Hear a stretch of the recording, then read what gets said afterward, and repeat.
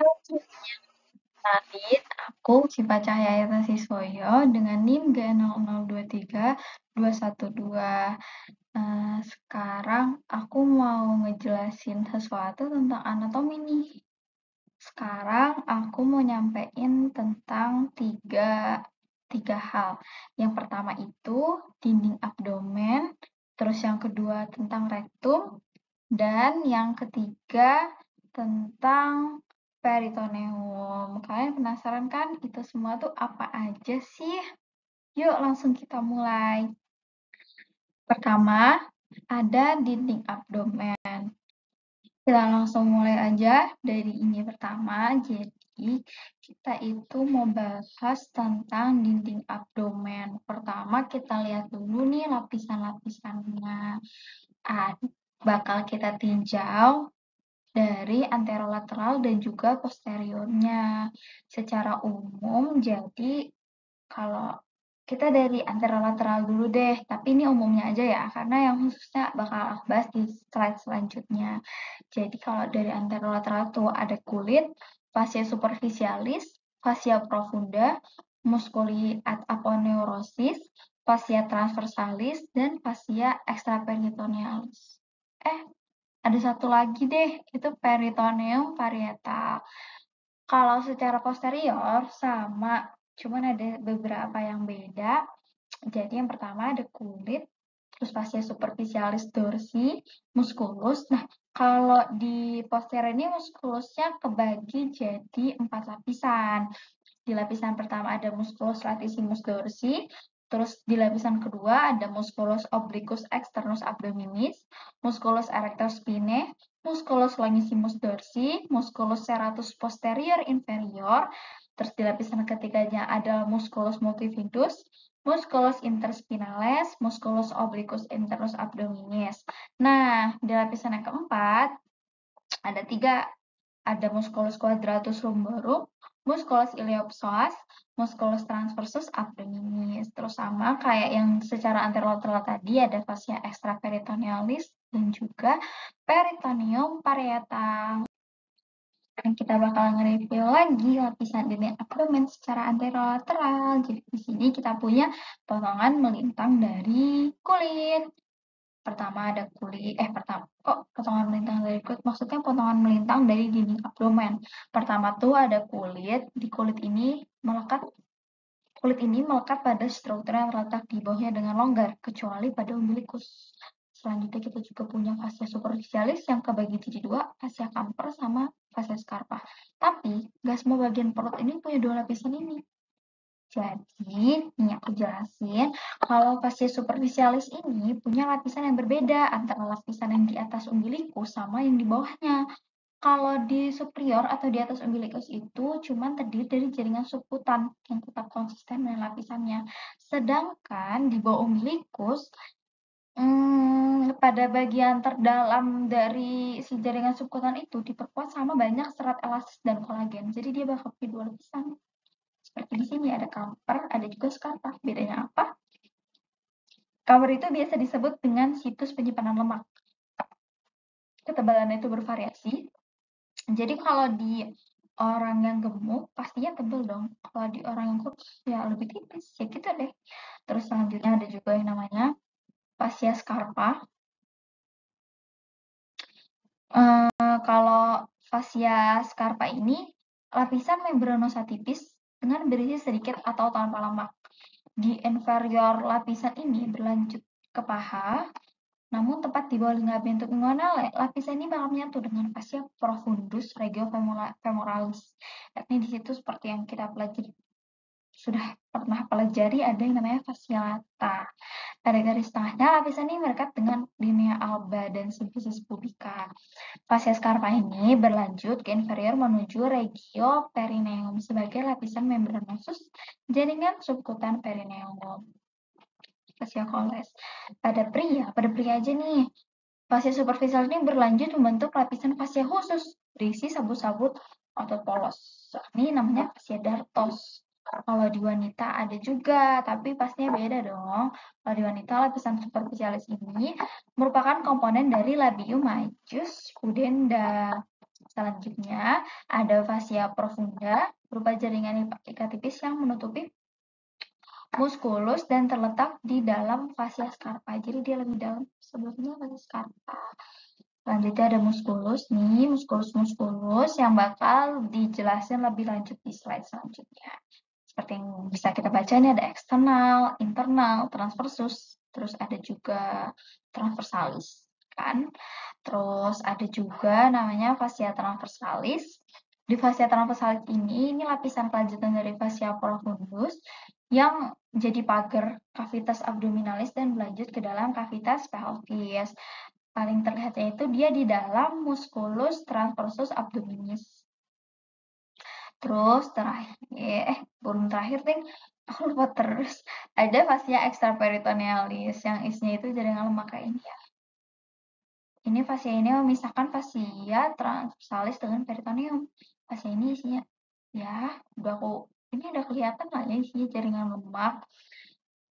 Kalau ke arah anterior tubuh disebut preperitoneal, kalau ke arah sisi posterior disebut retroperitoneal. Jadi bakal ada viscera. Jadi di dalam tubuh kita tuh ada organ-organ yang namanya viscera retroperitoneal sama viscera intraperitoneal itu. Nanti bakal kita bahas kok, tenang saja. Terus selanjutnya yang terakhir, ini baru terakhir nih, ada peritoneum parietal. Jadi peritoneum itu bagi dua, ada yang parietal sama ada juga yang visceral. Begitu. Siapa yang kepo sama muskulusnya? Ya, di sini bakal kita lihat gimana sih bentuknya. Jadi, kayak udah aku bilang tadi kan di lapisan dinding abdomen itu ada muskulus-muskulus penyusunnya. Nah, mereka ini dikelompokin jadi dua. Ada yang flat, ada juga yang vertikal. Kenapa flat? Flat karena dia bentuknya gini nih, kayak garis-garis samping gitu kan. Vertikal nih kelihatan, dia bentuknya bawah-bawah, atas bawah ini. Buat yang flat itu, ada musculus obliquus externus ini, jadi dia yang paling luar. Dia itu, dia paling luar, bentuknya begini. Terus, arahnya itu dia inferomedial namanya, dia tuh seperti huruf V. Ini kalau nyatu tuh bentuknya bakal begini. Terus ada yang internus, mana internus? Nah, ini dia internus, ini ketutupan ya. Tapi internusnya kalau dibuka nanti bentuknya dia seperti lupa. Terus ada juga transversus, kebayang lah ya, transverse kan ke gini, bener-bener samping, jadi dia mendatar gitu. Terus ada juga di sini ada yang vertical muscle. Vertical muscle pertama ada rectus abdominis. Rectus abdominis ini berjalan secara vertikal, kelihatan banget kan ini pada dinding anterior. Jumlah ini sepasang ada di sebelah kanan sama kiri, dipisahkan sama yang namanya linea alba, ini linea alba gitu lah. Rectus abdominis ini yang biasa jadi ini loh, six pack. Kalau orang six pack itu berarti yang kebentuk rectus abdominis ya. Dia jadi six pack karena ada garis-garis ini. Nah, garis-garis ini letaknya dibagi juga nih, ada 3 kan, 1, 2, 3. Yang pertama itu setinggi processus sigmoideus, ini processus sigmoideus kan, jadi di sini. Terus yang kedua umbilicus, yang ketiga yang ini, dia di tengahnya. Gitu, makanya ada six pack. 1, 2, 3, 4, 5, 6. Hore. Nah, muskulus ini tuh dibungkus sama yang namanya vagina musculi recti. Vagina musculi recti ini merupakan sarung pembungkus. Jadi vagina itu adalah sarung. Oh iya, ada yang ketinggalan di sini di bawah.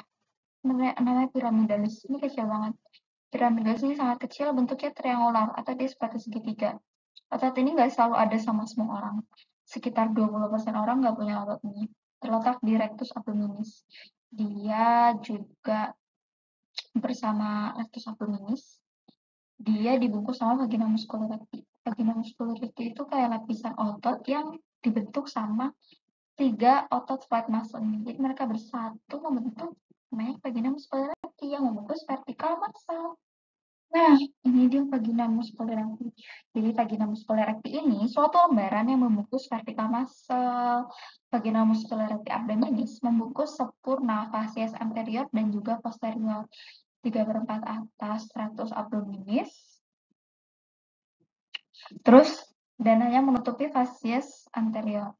untuk 1/4 bawahnya. Karena tidak ada sarung yang menutupi 1/4 bagian bawah fascia posterior rectus abdominis. Di sini muskul ini berkontak langsung dengan fascia transversalis. Jadi, terbentuklah aponeurosis dari 3 horizontal muscle. Isi dari aponeurosis ini ada musculus rectus abdominis, musculus pyramidalis, arteri vena epigastrica superior, arteri vena epigastrica inferior, dan juga ujung terminal nervi intercostales 6 sampai 11, dan juga nervus subcostalis. Kita beralih ke pembahasan selanjutnya, yaitu rektum. Jadi, rektum itu secara skatopis terletak setinggi vertebra sakral 3 di linea mediana di tengah sebelah anterior dari sakrum. Nah, di sini seperti yang kita lihat dari dia sebelah sini setelah gini, nah di sini ada rektum. Terus juga rektum itu ada namanya kanalis analis. Jadi dia kayak kebagi jadi 2 gitu loh. Rektum ini terbagi menjadi 2, ada rektum proprium dan juga kanalis analis. Di sisi luarnya terdapat flexura sacralis ini dan flexura perinealis ini. Kolon ini bentuknya S.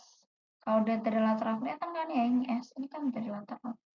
Terus flexura anorektal ini membantu menjaga konsistensi tinja melalui tonus otot puborectalis yang merupakan bagian dari levator ani. Saat defekasi, flexura ini jadi tegak. Makanya kotoran kita bisa berjalan ke arah anal. Di saat ini kita bakal bahas sisi dalamnya. Jadi terdapat lipatan-lipatan transversal yang disebut plica transversa recti. Itu yang di-highlight di atas yang warna kuning itu atau Houston. Di bawah lipatan ini rektum tuh mengalami dilatasi membentuk ampula recti. Nih untuk ini terletak langsung di atas dan didukung oleh diafragma pelvis atau levator ani dan ligamen anokoksigea. Ampula recti ini punya kemampuan untuk berelaksasi karena fungsinya untuk menerima dan menahan akumulasi massa tinja sampai dikeluarkan saat buang air besar. Hal ini menjadikan ampula recti sebagai elemen penting lain yang mempertahankan konsistensi tinja. Kayak tadi kan kita udah bahas elemen penting pertama. Terus, ada juga yang namanya zona transisi dari rektum ke kanalis analis ditandai dengan linea anorectalis atau anorectalis junction. Ini pembatasnya, penanda. Kalau ini tuh rektum loh, terus kalau ini kanalis analis gitu. Area ini dicirikan dengan adanya perubahan dari plica transversalis menjadi plica longitudinal anakanal. Selanjutnya ada segmen dan struktur permukaan dari si kanalis analis. Sekarang kita udah masuk kanalis analis. Jadi kanalis analis ini letaknya di bawah diafragma pelvis dan akhirannya di anus. Jadi ini bagian terakhir dari saluran pencernaan kita yang panjang sekali. Kanalis ini dibagi jadi 3 segmen. Ada namanya zona coronaris yang terdiri dari lipatan longitudinal yang dibentuk dari corpus cavernosum. Kapitelnya ini kolumer atau kuboid. Terus ada pecten analis, adalah peritoneum squamous kompleks non-keratinisasi yang menimbulkan zona putih di mukosa atau zona alba. Garis superior pada zona ini disebut linea pectinata, garis bergerigi mengikuti katup anal. Pada bagian ini terdapat valvula analis. Terus ada zona cutanea, adalah kulit eksternal dibatasi secara tidak konsisten oleh linea anocutanea. Ada juga zona hemoroidales, tempat yang memungkinkan terjadinya benjolan atau hemoroid karena pelebaran veni hemoroidales. Ya gitu. Terus internal hemoroid terjadi di atas linea pectinata, sedangkan external hemoroid terjadi di bawah linea pectinata. Internal hemoroid sama external hemoroid ini tuh jenis dari si penyakit hemoroid itu sendiri. Kalau dari lapisannya ada Jadi pada permukaannya itu, permukaan dalam dijumpai yang namanya columna rectalis, merupakan 5 sampai 10 tunika mukosa longitudinal karena adanya anastomos arteri dan vena cabang-cabang dari pars intramuscularis arteri rectalis superior. Ada juga valvula anales yang merupakan pelipatan mukosa yang menghubungkan tiap dua kolumna pada bagian kaudal. Dan ada sinus rectalis yang merupakan cekungan di antara valvula analis. Buat otot-otot di kanalis analis yang membantu kita dalam proses defekasi. Jadi di sini ada 4 yang mau aku jelasin. Yang pertama ada musculus sphincter ani externus. Dia ini otot polos, kerjanya involunteer karena otot polos dia jelas involunteer. Dia ini selalu berkontraksi, diaktifasinya secara simpatis, nggak punya peristaltik dan kontraksinya permanen. Yang kedua, ada musculus corrugator ani di sini. Ini semua muskulnya udah aku highlight nih, musculus corrugator ani di sini. Corrugator ini juga otot polos, saat defekasi dia berkontraksi dan menyebabkan pemendekan dari kanal analis. Terus ada musculus sphincter ani mana? Nah, ini yang externus ini yang ada 3 pars, ada profunda, superficialis, sama subcutaneous. Kalau dia ini skelet, kerjanya volunteer. Dia yang mengatur defekasi. Jadi kalau kita mengejan, nah itu dia. Terus ada juga musculus puborectalis atau yang biasa disebut musculus levator ani ini di sini. Dia ini juga otot skelet. Gitu. Selanjutnya kita bahas vaskularisasinya. Pertama dari arteri dulu. Ada arteri, jadi utamanya tuh ada 3. Ada arteri rectalis superior. Ini dia merupakan cabang dari mesenterica inferior. Ini berjalan ke sini. Terus ada arteri rectalis media. Ini dia di sini. Cabang dari iliaca interna. Ini iliaca interna nih. Ya kan? Nah, terus ada arteri rectalis inferior ini di sini. Dia juga merupakan cabang dari arteri iliaca interna. Selanjutnya untuk vena, venanya itu ada vena rectalis superior itu yang ditunjukkan di atas. Dia beranastomosis dengan vena rectalis media dan inferior akan bermuara menuju ke vena porta hepatis. Gitu. Batas antara daerah aliran vena porta hepatis dan vena cava inferior itu letaknya di daerah linea pectinata. Pada kanal anal, drainase vena yang terletak di atas linea pectinata akan bermuara ke vena porta, sedangkan drainase di bawah linea pectinata akan bermuara ke vena cava inferior. Jadi bakal ada 2 jalur. Untuk inervasinya yang simpatis oleh nervus punctobulbaris, terus buat yang parasimpatis sama nervus planici palpici atau nervi erigentes. Nah, rektum pada bagian kaudal juga mendapat inervasi dari cabang plexus sacralis, yaitu nervus pudendus yang disebut nervus hemorrhoidalis inferior.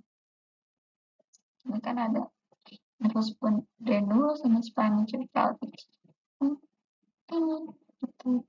Plexus rektal ini mengandung serabut saraf simpatis, dia yang warna hijau, sama parasimpatis yang warna ungu.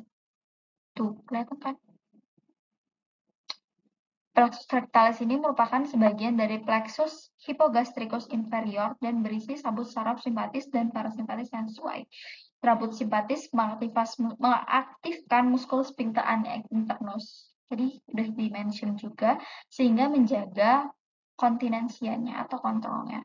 Kalau yang parasimpatis ini menggerakkan peristaltik dan menghambat otot sphincter. Serabut saraf simpatis preganglioner dari T10-13 ini mencapai rektum melalui plexus mesentericus inferior atau turun dari plexus aorticus abdominalis melalui plexus hypogastricus superior dan dari ganglia sacralis truncus simpaticus melalui nervis planicis sacralis. Serabut saraf ini terutama terhubung dengan neuron postganglioner di dalam plexus hypogastricus inferior. Ganglia ini mencapai rektum bersama cabang arteria rectalis superior dan media. Serabut saraf parasimpatis preganglioner ini bagian dari bagian parasimpaticus sacralis.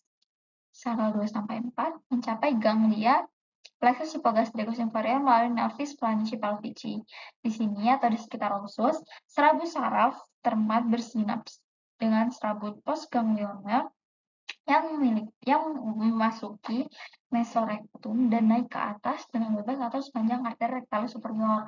Persarafan otonom ini berakhir di sekitar daerah linea pectinata, bagian bawah kanalis analis, dipersaraf secara somatosensoris oleh serabut nervus pudendus. Selain itu, serabut motoris nervus pudendus ini mempersarafi musculus sphincter externus sama musculus rectalis sehingga memungkinkan penutupan anus secara sadar. Yeay, kita sudah sampai di topik terakhir nih, peritoneum. Peritoneum adalah suatu lapisan tipis dan licin yang melapisi bagian dalam dinding abdomen dan membungkus sebagian atau seluruh viscera abdomen. Fungsinya antara lain adalah sebagai pelumas untuk mencegah gesekan antara viscera abdomen, menyimpan lemak, dan juga pertahanan terhadap infeksi dan alat penggantung. Terus ada lagi, dia juga bisa mempercepat absorpsi obat yang dimasukkan secara intraperitoneal. Peritoneum ini dibagi jadi dua, ada yang parietal dan juga ada yang visceral. Seperti yang bisa dilihat di slides, ini yang namanya peritoneum parietal. Tuh, yang dikuning-kuningin, itu peritoneum parietal. Jadi peritoneum ini melapisi dinding abdomen dan menjadi bagian dari dinding abdomen itu sendiri. Jadi dia melapisi langsung ke dindingnya, kayak di gambar itu. Tadi kan yang parietal, sekarang ini yang visceral.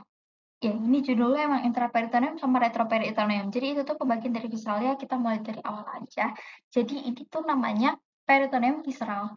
Ini melapisi langsung permukaan organ visceral abdominis, baik secara sebagian maupun keseluruhan. Nah ini pembagiannya, ada intra dan juga retro. Apa sih bedanya? Buat yang intra itu dia ngelapisin keseluruhan organ. Kayak di sini kan bisa kita lihat dia ngelapisin dari depan sampai belakang terus dia menyatu lagi. Jadi dia melapisi baik di anterior maupun di posterior. Kalau retro dia ini cuman di bagian anteriornya aja. Ininya kan kayak ini ada lapisannya gitu.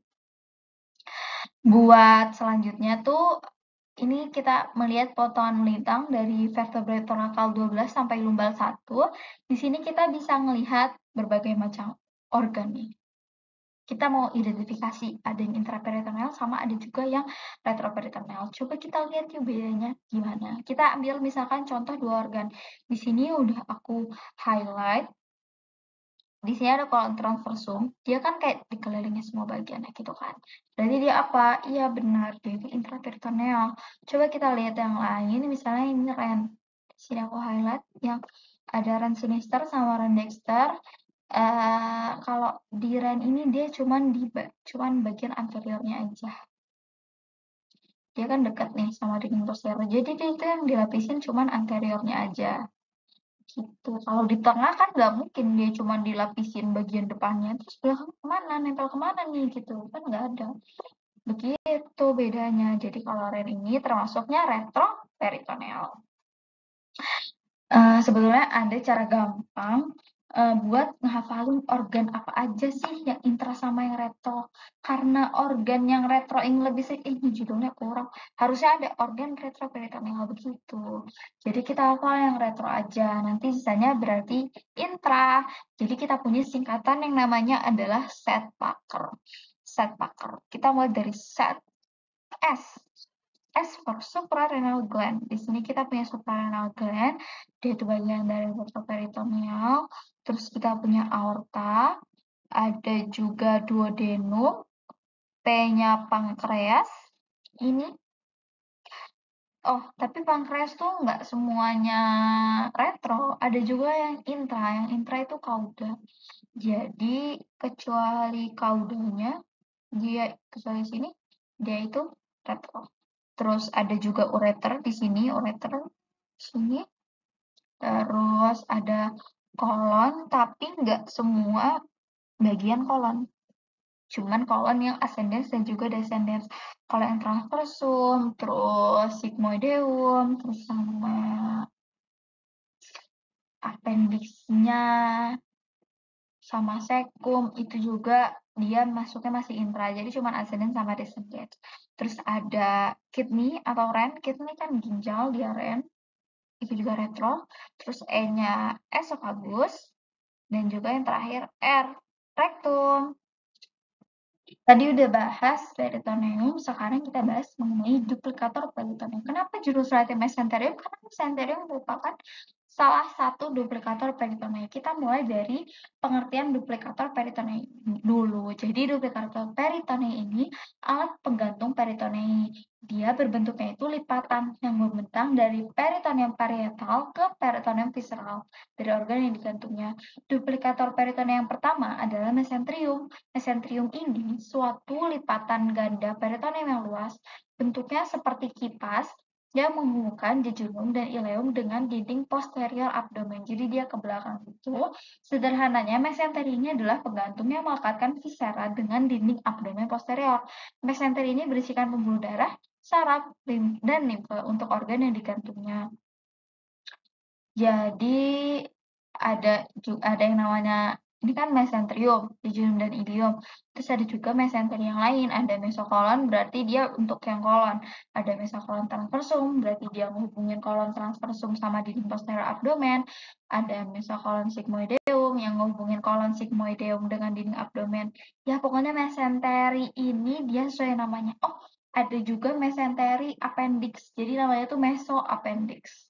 Duplikator peritoneum yang kedua adalah omentum. Omentum itu apa sih? Omentum itu adalah lipatan peritoneum yang membentang dari gaster ke proximal duodenum ke organ sekitarnya untuk mendekatkan organ-organ dalam kavitas abdominalis. Omentum ini ada dua jenis, ada yang maius, ada yang minus. Kita mulai dari yang maius dulu. Maius ini berasal dari lipatan mesenterium dorsalis yang melekat pada curvatura major gaster. Berarti ini mayor kan yang lebih besar, dia yang di bawah ini. Omentum ini seperti tirai di mana dia menutupi kolom transversum dan juga intestinum tenue, kemudian melipat ke belakang dan melekat pada bagian atas dari mesokolon transversum. Ada 4 struktur yang menyusun omentum ini. Ada ligamentum gastrolienalis menghubungkan gaster dengan lien, ada gastrokolika berarti gaster dan kolon, gastroprenica, gaster dan diafragma, dan juga spina renalis, plan, dan juga ren. Genus ini dia berasalnya dari mesenterium ventralis yang melekatkan curvatura minor gaster dengan duodenum par superior menuju facies inferior dari hepar. Ada 2 penyusunnya, jadi dia tersusun. 2 penyusunnya, ada ligamentum hepatogastricum berarti hepar sama gaster, terus juga ada ligamentum hepatoduodenal, hepatoduodenal. Kalau di gambar ini tuh ini hepatoduodenalnya, ini hepatogastricum. Nah, ini kita sampai di duplikator peritoneum terakhir, yakni ligamentum. Ligamentum ini adalah lipatan peritoneum yang melekatkan organ dengan organ lain atau ke dinding posterior dari abdomen. Kalau di abdomen ini dibagi jadi 2, ada yang menghubungkan hepar dan juga ada yang menghubungkan gaster. Kalau hepar berarti yang berhubungan sama hepar. Di sini kan kita bisa lihat nih hepar nih. Ada apa aja sih? Ada ligamen falciforme hepatis. Dia menghubungkan ke dinding abdomen anterior. Ini nggak terlalu kelihatan karena ini tuh heparnya diangkat. Jadi seharusnya tuh dia tuh bentuknya lurus ke depan, terus dia ligamen ini dia nempel ke depannya. Gitu. Terus ada ligamen hepatoduodenalnya di sini, ini hepar dan juga ini bagian awal dari duodenum. Terus ada juga ligamen hepatogastricum. Hepar dan juga gaster. Buat yang gaster itu ada 3. Ada yang ligamen gastroprenica, nih, gaster dan juga diafragma, terus gastrosplenica, ini kan splen, ini gaster, sama gastrokolika. Ini nggak kelihatan nyambungnya, cuman dia tuh di sini. Ya, dia di sini karena ini gasternya diangkat ke atas, kayak yang tadi heparnya juga diangkat ke atas, jadi nggak kelihatan. Pokoknya begitu deh. Lanjut lagi ke bahasan selanjutnya. Jadi kan tadi udah di awal udah dibilang ada 2 lapisan peritoneum. Jadi ada peritoneum yang mayor sama yang minor. Mereka ini bakal ngebentuk suatu rongga yang disebut cavum peritoneum. Nah, dalam keadaan normal cavum ini berisi sedikit cairan serosa yang fungsinya melupasi peritoneum biar gak ada gesekan antar organ. Ada yang namanya saccus maius dan juga saccus minus. Nah, jadi awalnya tuh kan satu rongga ini tuh nyatu gitu kan. Tapi akibat perputaran saat embrional, pas dewasa ini kalsiumnya bakal misah jadi 2 rongga yang terpisah. Mereka ini dihubungin sama yang namanya foramen epiploica winslowii atau foramen omental. Nih, irisan transversi memperlihatkan kesinambungan saccus maius dan minus melewati foramen epiploica. Nah, ini foramennya. Jadi dia menghubungkan si yang maius sama yang minus atau menghubungkan greater side and lesser side. Tadi kan potongan secara transversal, jadi ini ada gambaran yang lebih realistisnya di mana letak foramen metal itu, jadi dia letaknya di sini. Nah, begitu. Semoga apa yang aku sampaikan bermanfaat. Jadi pembahasan kita sudah selesai. Terima kasih.